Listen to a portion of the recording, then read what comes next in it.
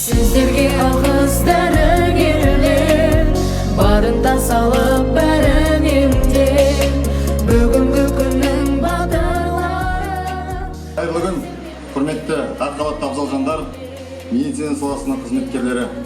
Сіздердің баршаңызды ең қасиетті де қастерді мерекеміз тәуелсіздігіміздің 30 жылдық мерекесімен шын жүректен құттықтауға рұқсат етіңіздер.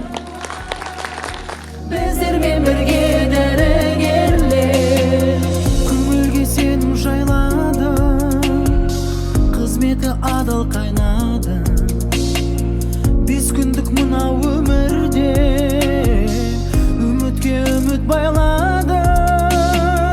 ұйқысыздан да көз ілген, сындардан өткен төзімде, батылдық көрдім бүгінде дәрігерлердің көзіне. Сіздерге алғыс